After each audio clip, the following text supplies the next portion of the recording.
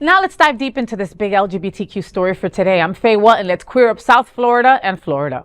Wednesday, August 27th, Fort Lauderdale City Commission holds emergency meeting on rainbows. The battle over rainbow-colored crosswalks in Florida is heating up, and Fort Lauderdale is the next flashpoint.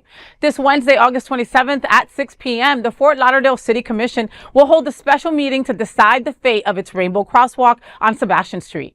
In a call to action, Dolphin Democrats President Alfredo Olvera urged LGBTQ plus residents and allies to attend, writing, quote, "The rainbow crosswalk is more than just paint on the street. It's a symbol of visibility, inclusion, and pride. And right now, we all need to stand up for it," end quote.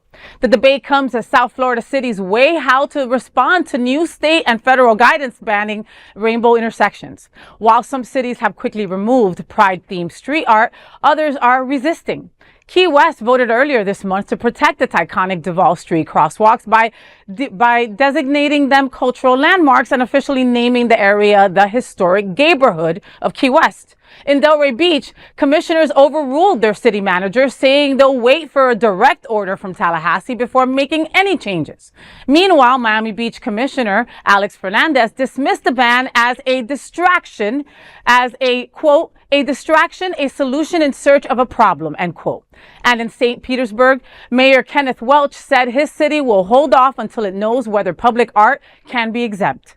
Fort Lauderdale's meeting this week could signal whether its rainbow crosswalk and pride visibility in public spaces will endure or be erased. Fort Lauderdale's Mayor Dean Trantalis spoke exclusively to Queer News Tonight's Al Ferguson. He said, quote, "The state wasted no time in targeting Fort Lauderdale in its stampede to erase the pride of the LGBTQ plus community. I have called for the special meeting of the City Commission to determine our response to the state's demands and to allow the voices of our community to be heard. This program against the gays is a wake-up call for all communities to stand tall and firm against discrimination and hatred. Let us stand our ground together and deny these aggressors what they are seeking to achieve," end quote. Hotspots happening out will follow this evolving story closely. You know, here we go again, rainbows under attack. And thank you so much, Dean Trantalis, for calling them out on what exactly they're trying to do. You know, this time it's in our backyard, Fort Lauderdale, you know, and we have a choice whether to cave to pressure or stand as a city of pride. And as Mayor Trantalis said, this is a wake-up call. A crosswalk might just look like paint to some, but to us, it's proof that we exist, that we matter, and that we're not going anywhere. That's what those colors on that walkway mean to me. And I'm so glad that Dean saw it fit. Like, we need an emergency meeting. It's got to be now, you know. And I scream to all folks that this affects us all.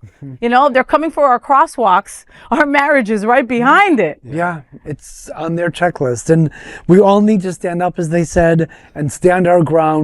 But then I was thinking about, because the crosswalk is near Sebastian Beach, right? The gay beach. So my question is, those sort of gates, the entry things, is that state, is that city, whatever?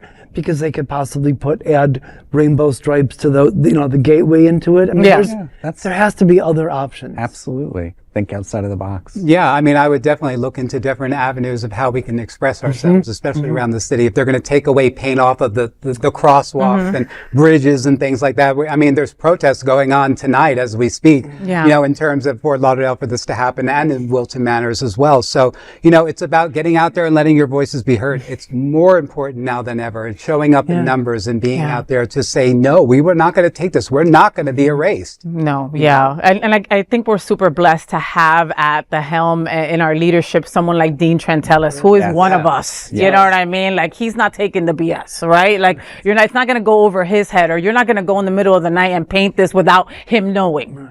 You know, and if it does happen, because again, I don't put anything past, you know, Tallahassee and the powers that be, right? I mean, look what happened in Orlando in the middle of the night, painting over the crosswalk. Like sleazy. Like little bitches. That's what that is, you know? Governor, distract us.